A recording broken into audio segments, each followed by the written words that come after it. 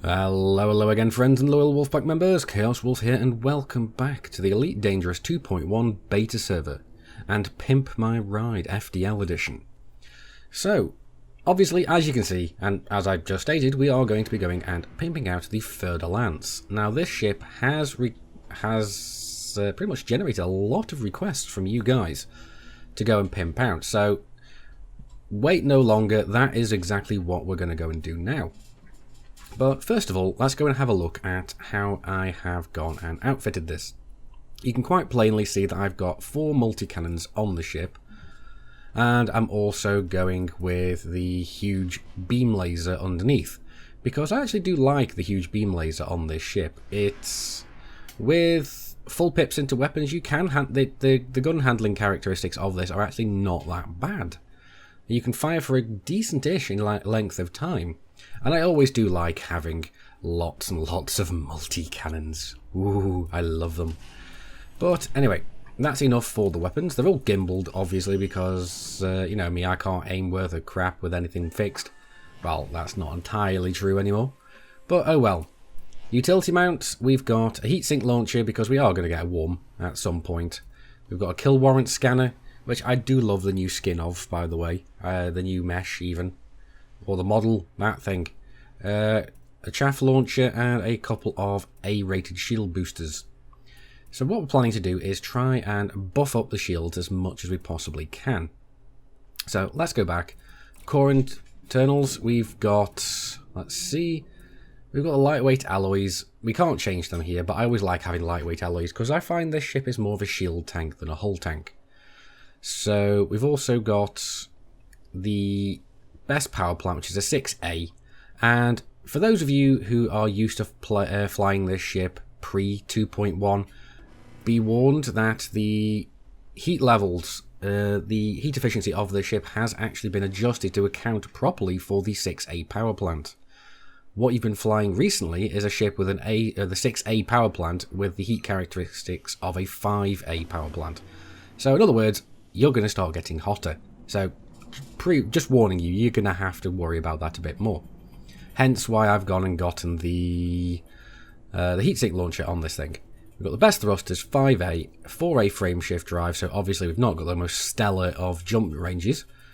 The D live support, the A distributor, and the D sensors, because I always like to keep these as low as I can on standard combat ships unless I'm going into conflict zones, and I will then splurge out for the A-rated life support. Into the optional internals, we have a 5A prismatic shield generator.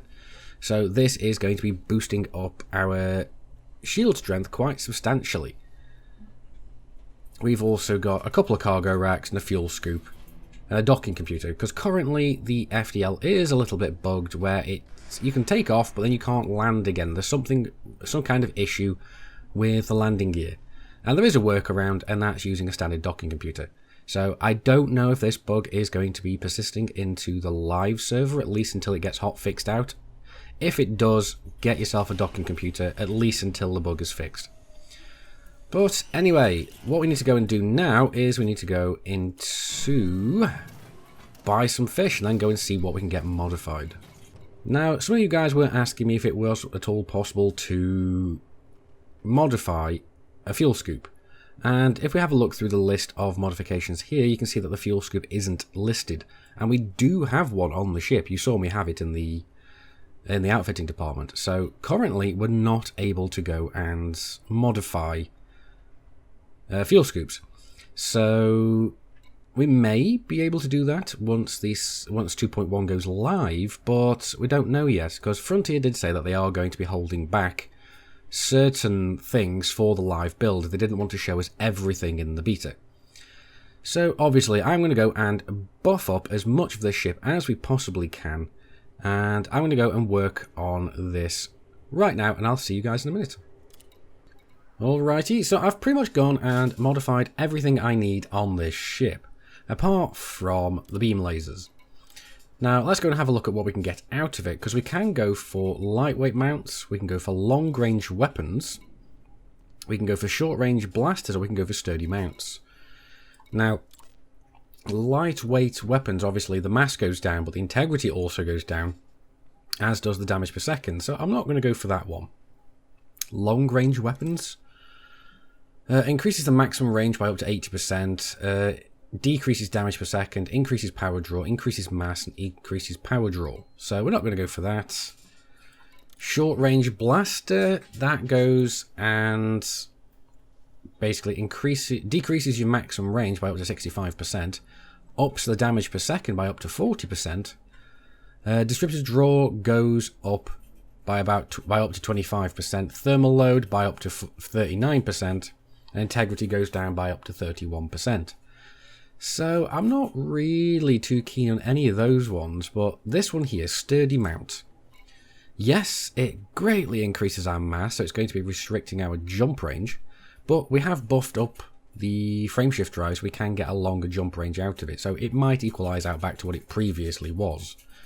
We have also the integrity, so that puts the integrity up by up to 100%, so it means that it's going to be damaged less often.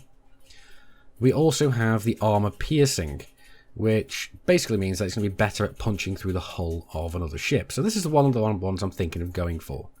So what I'm going to go and do is I'm going to go and roll on this one and see if we can get a nice little effect on there, because we haven't got any effects on any of the multi-cannons, because they're not guaranteed anymore. Alrighty, so that is the ship fully modified up, and we've managed to get out of it about roughly, well, exactly, a 14.82 light year jump range. Now, that's not a particularly great jump range, especially in the ship after we've modified it for the best jump range we can get, but then again, we have been throwing in lots and lots of modifications that weigh this ship down. By no means least of these being the beam laser underneath, which now weighs a hell of a lot more than it used to. I mean, can we actually go and see how much it weighs here? Mass. There we go, 37 tons. That is insane. So, what we need to go and do now is we need to go and test this baby out in the asteroid fields and see how insane its damage is. Okay, it looks like we've found our first target, Guy Thunderbolt.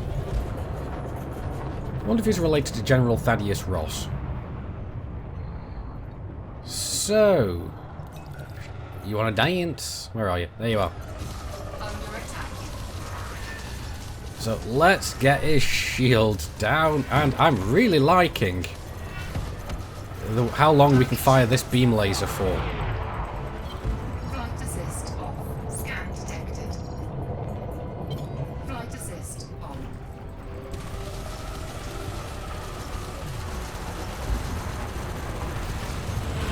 Scan detected. Flight assist off. Flight assist on.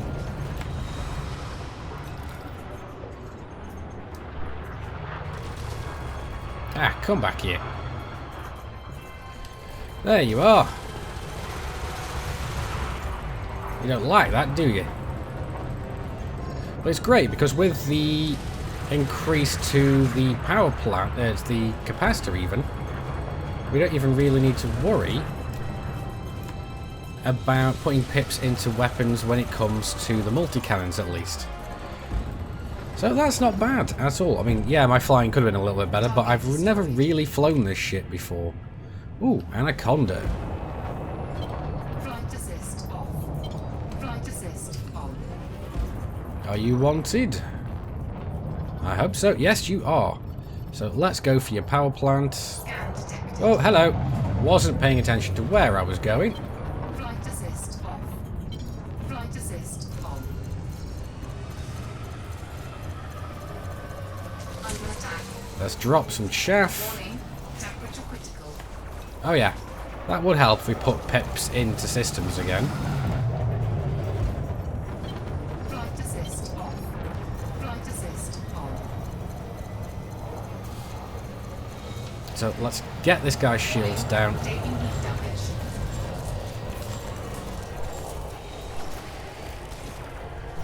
Drop some chaff.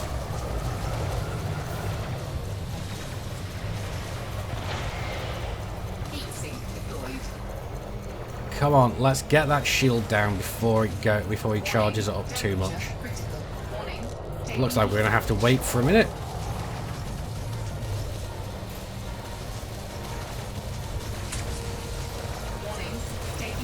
Come on, get that shield down. What did I just hit? Oh, I'm flying backwards, aren't I? Let's break out of this. Me completely not paying attention to where I'm flying.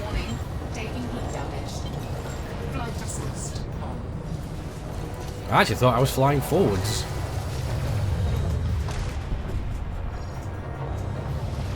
Oh, hello.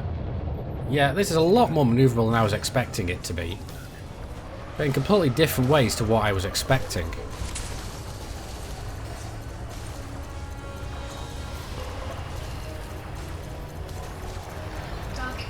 There we go, its shields are down.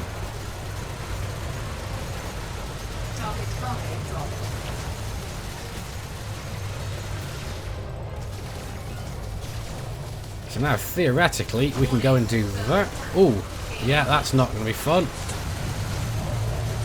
Let's keep these multi-cannons focused.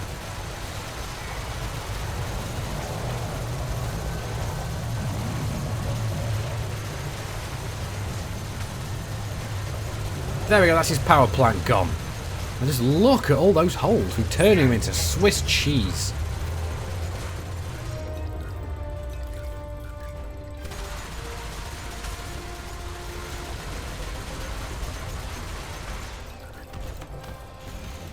And there he goes. Ooh, look at that shockwave.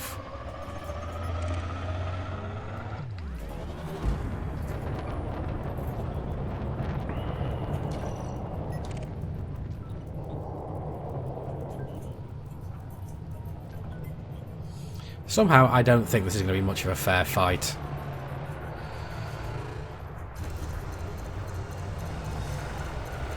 Let's see. Come on.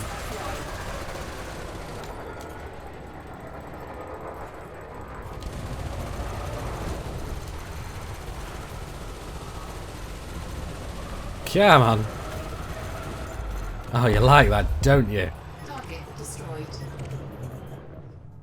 Okay, so the big question is, what do I think of the Fer-de-Lance after it has been modded up? Now, honestly, I can't really give a definitive answer here because I've never really flown this ship previously to all of this. I've only ever flown this ship on the beta server. I can't say that it's one that really appeals to me. But it seems like it gets a damn sight lot stronger. I mean, we went through that little bit of combat there with absolutely zero shield cell banks because I went and completely forgot to install them on the ship. But, oh well, you know what, 2020 hindsight and all that. But it does seem very fast, very agile, very manoeuvrable, even when I completely forget which way I'm going and end up crashing backwards into an asteroid.